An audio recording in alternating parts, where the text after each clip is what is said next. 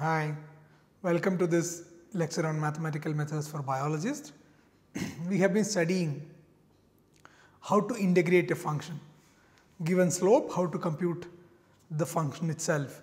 And we discussed graphically how to do this. Given a graph, how do we actually compute, or how to plot this slope function as a graph, and from the graph, how do we compute the integral.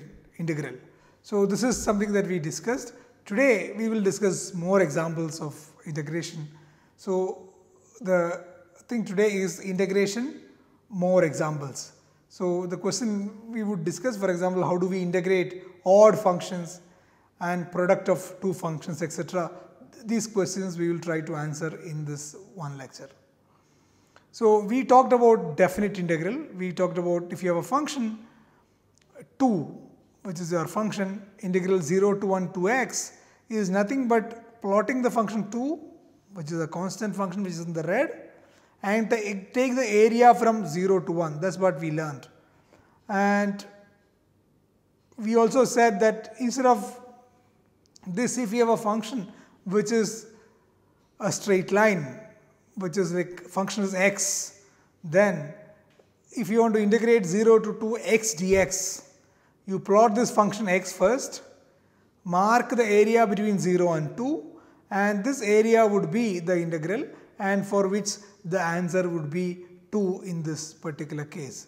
And this is of course applicable for all other functions. If you have the function that you want to integrate, your slope function m, s is, let us say, 2x square, and which is essentially your dy by dx or df by dx, and you want to calculate y, you have to calculate basically m of x dx, and we want to calculate this y from some 2 point like 0 to 7. Then what we want essentially is to plot this function 2x square. So we would plot this function 2x square. If I plot, the function would look like this, something like this, 2x square, and I mark this area from 0 to 7, so this is 7, and this area would be answer to this integral. And to do this mathematically, we saw that 0 to 7, 2x square dx can be written as, first you calculate the integral of 2x square, which is 2x cubed divided by 3, and you apply the limit 0 and 7. That is, wherever x, first you substitute 7, minus wherever x you substitute 0, and that would give you the answer 2 times 7 cubed divided by 3 minus 0. That would be the answer. So the answer would be 2 times 7 cubed divided by 3 minus 0, which is 2 times 7 cubed divided by 3. This will be the answer for this particular integral. We also know that if this is not 0, if the lower limit is not 0, still it would be like an area. Like for example, if you want to calculate 0 to, so if you want to calculate, you have m is 2x square itself. Or in other words, we had this example of dl by dt is equal to v. In all this, we want to calculate, this was dy by dx. You want to calculate, we wanted to integrate. Here, if you want to calculate this between it could be 2 and 7. If you want to do this, you could also do this from 2 to 7. The limit need not be 0. In that case, we would plot this function and draw the graph and calculate the area between 2 and 7.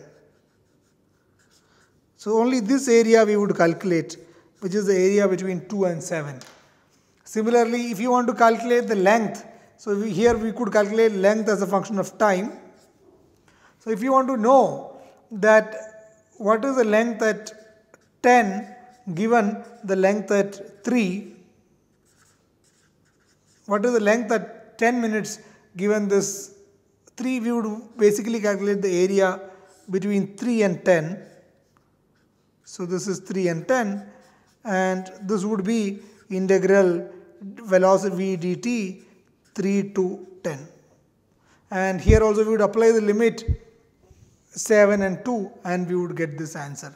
So I urge all of you to do many examples, like from the textbooks that is suggested. Go and do many examples. This is just this course, and in this lecture what one would give is essentially a direction on how to go ahead.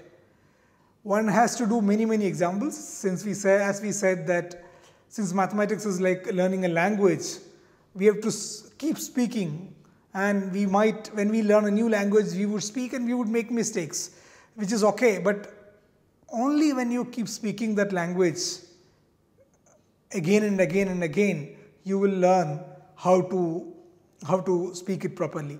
Similar to, like, it's almost like even learning how to bicycle or how to walk first. We would try to walk and then you would fall down and then again try to walk and fall down. Similarly, one has to try solving these problems, and the more problems you solve, the more insight you will get, more ideas you will get.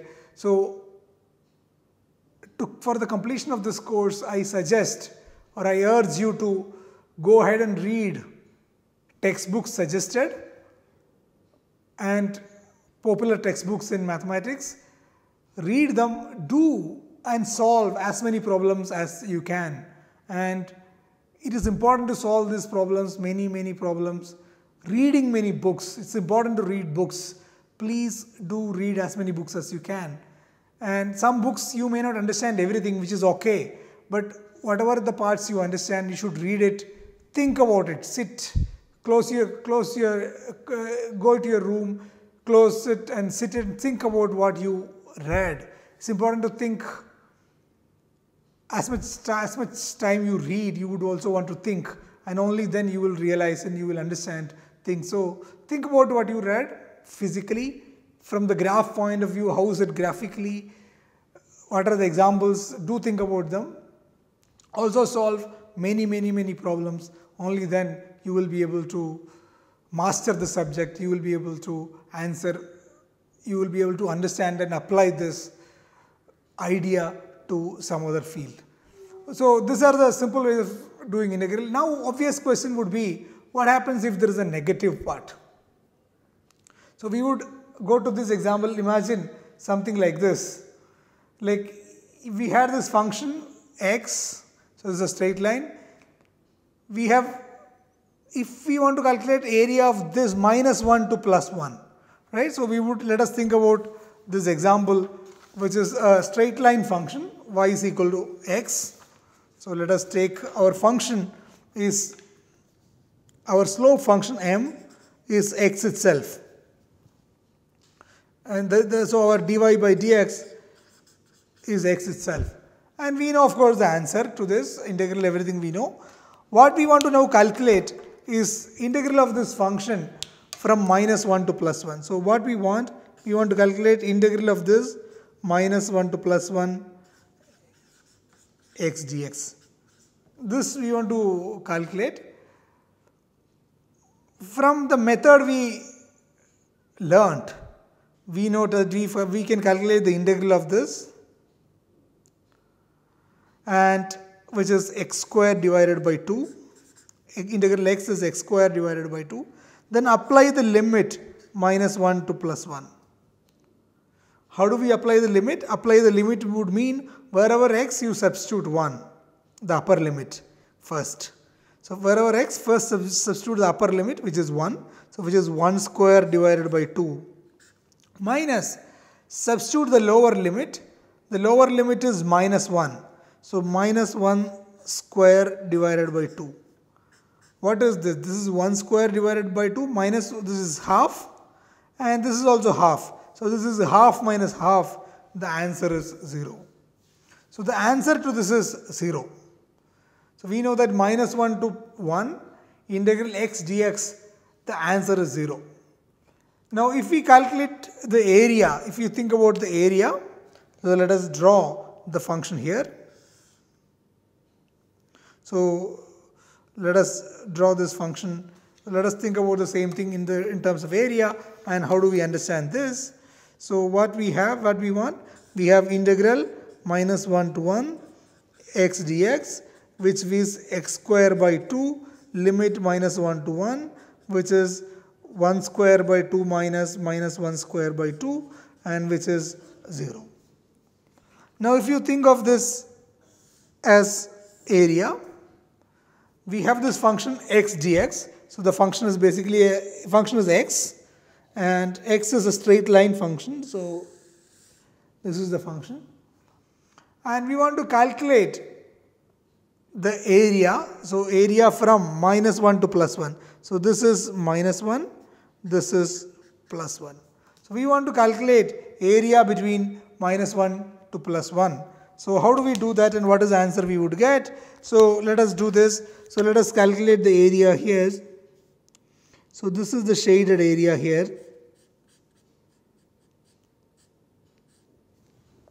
And this part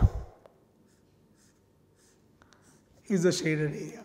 If you just simply calculate the area, this plus this is not going to, let us do this properly. The area looks minus 1. So if I calculate the total area here plus here, you will never get 0, because this is some area positive, this is some area positive, and the answer will be something, a finite number. So what we want actually is a signed area.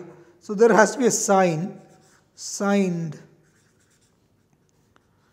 area. That means this area is plus and this area is minus. So, and these are same area. The area here is same as this. So this area plus this negative area, which will turn out to be 0. So that's why we would get the answer 0.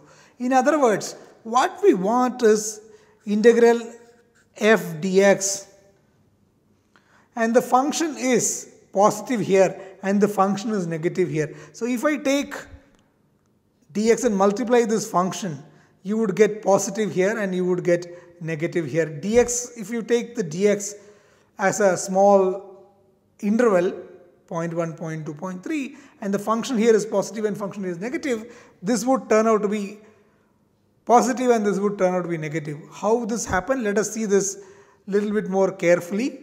So let us see this more carefully by taking one, by understanding this a little bit more in detail. So let us look at this area thing once more. So we have this function, this, which is our x function.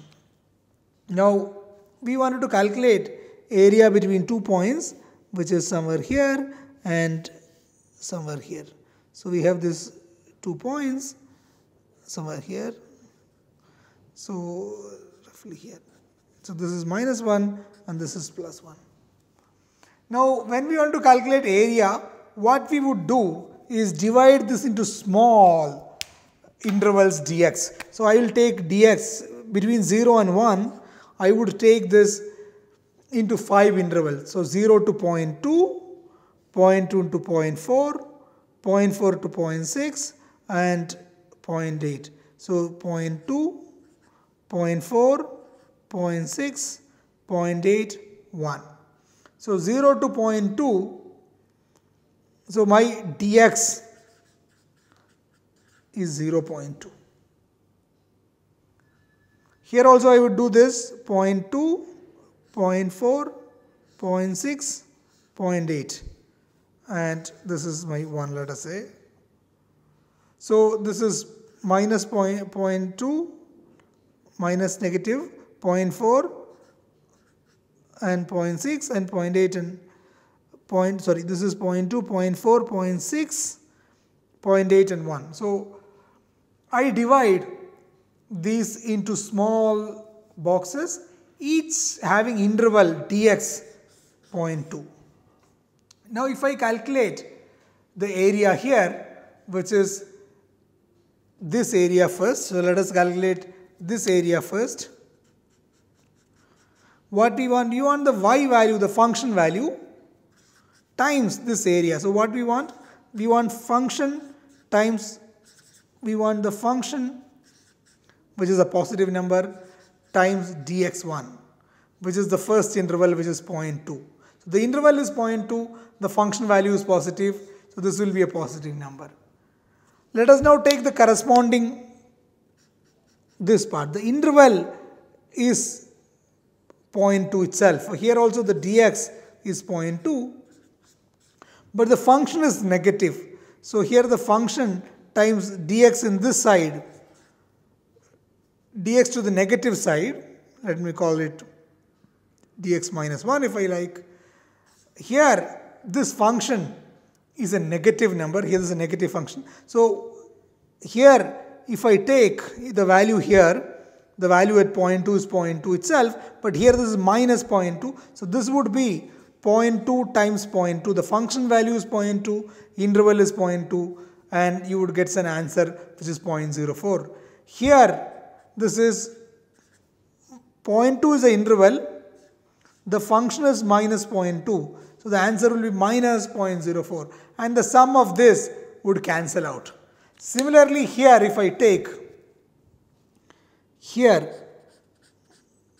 my interval is 0.2, but the functional value here at 0.4 would be some, so the function value here would be 0.4 times 0.2. 0.2 is my interval, f dx.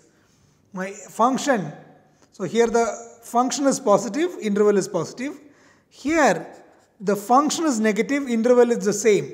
So f dx, if I do this, positive number, positive, so this area is positive. Here the function value is negative. So this would give a negative function area. Why would this would give you a positive area? Because f is positive here, f is negative here, and these two areas will cancel out each other. So similarly, if I take small areas, since this is symmetric on either side, for every positive signed area, there is also a negative signed area. So if I do sum over I, f dxi, I would get 0. fi dxi. So in other words, what we would want, let me summarize the same thing in a different way. What we want is integral fi dxi. So I have this function, and I have many small intervals, 1, 2, 3, 4. So 0.2, 0.4, 0.6, 0.8, 1, minus 0.2, minus 0.4, minus 0.6, minus 0.8, 1. So I have this small area. So now I calculate each of this area. So this is my function 1 and area 1. So this is my f dx1, f1 dx1. The function value here and the interval here. This one is my f2 dx2. So if I can start 1 from one end, so I could call this as my f1 dx1 if I want, or let me call this is f2 dx2, and this is my f3 dx3. So f3 dx3. So this I would write, so let me write this as this one as f3 dx3. This area would be f3 dx3. This area would be f2 dx2. This area is f1 dx1. Similarly, this area would be f4 dx4. Whatever be this dx times this function value there. So that would be this area. So I can do sum over I, fi dxi, and this would give me this total area here, f1 dx1 plus f2 dx2 plus f3 dx3 plus f4 dx4 plus f5 dx5. This would give me the total area here. Similarly, I could do here on this side, this is my f1 dx1, this area would be my f2 dx2. So this, since the function is negative here, this area will have this f2 dx2 will have a negative sign. This is my f3 dx3. The function value, this is this value times this dx3, f3 dx3, and here I will have f4 dx4, and this is my f5 dx5.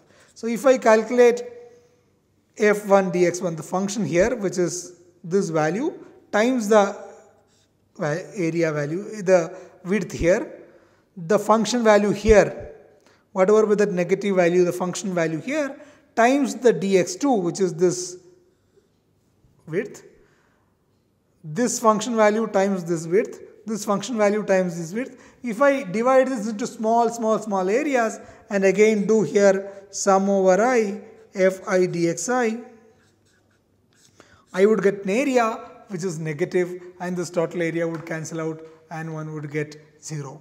So another way of thinking is that just to understand, one can just simply say that if I have a function which is like this, and if I divide this into many small areas like 1, 2, 3, 4 here, and similarly here 1, 2, 3, 4 here, I could call this many small areas 1, 2, 3, 4, 5, 6, 7, 8. So I have this 8 small portions here, and I could write the integral of this function as basically sum over I is equal to 1 to 8 fi dxi. I take this first small area, this is my dx1, and the corresponding function here multiply f1 dx1. So f1 dx1 plus f2 dx2 plus f3 dx3 plus f7 dx7, which is the area of this part, plus f8 dx8. So I could do this, and this would give us this area approximately. This would be approximately equal to integral f dx. From this limit, whatever be this value, let me call this a, to whatever this value which is b. A to b can be divided this. Now this 8, the more smaller areas I take, the better answer I will get. This approximate sign is because when I divide this into boxes, the more number of small boxes I take, more accurate answer I will get. And there are many different ways of getting this answer accurately. So this is the numerical way of finding this integral, and there are many different ways one can do this, and there are different methods to how accurately one can get it. But the bottom line is that integral f of x dx, which we could write as the following. So integral f dx a to b can be written as sum over I is equal to 1 to n fi dxi, and the more n you take, the larger the n. So here instead of equal to, I should write approximately equal to, because larger the n, more accurate the answer will be, more precise the answer will be.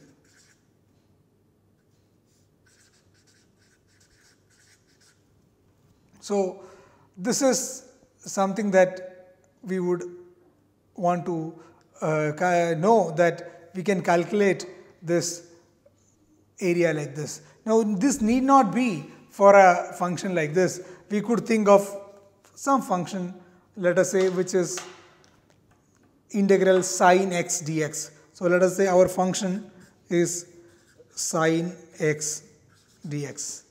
So we want to integrate, our function is sine x, and we want to calculate integral sine x dx 0 to 2 pi. So if I plot sine x from 0 to 2 pi, what I would get? I would get like this. So this is 0 and this is 2 pi. Now we can see that there is a positive part and negative part. If I divide this into small areas,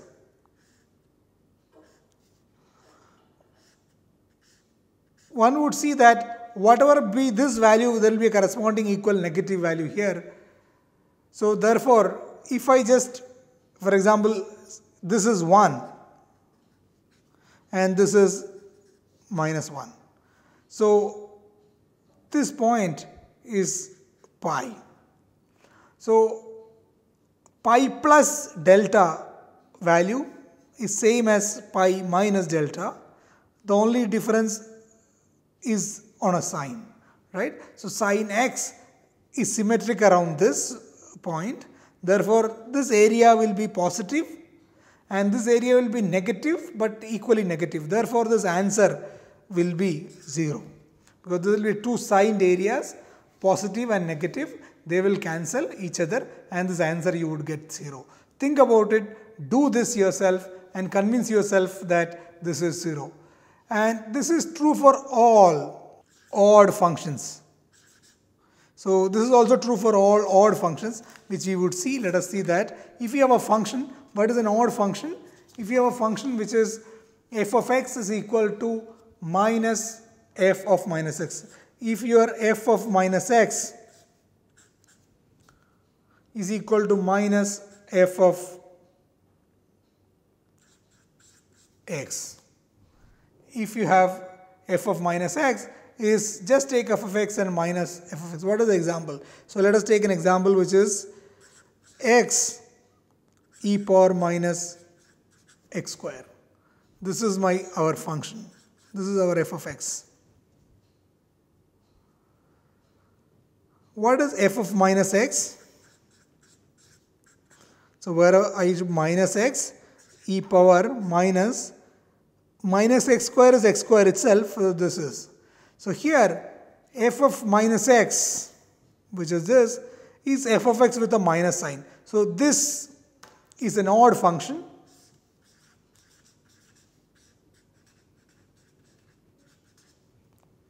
Where we have f of x,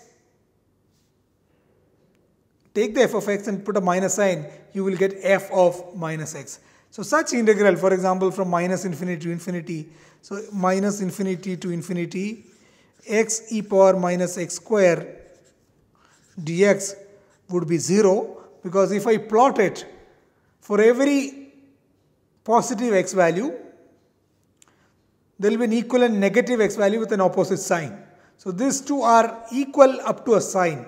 So these two functions, x e power minus x square and minus x e power minus x square, are same except for this minus sign. So I multiply with a small interval 0.0001 and sum this.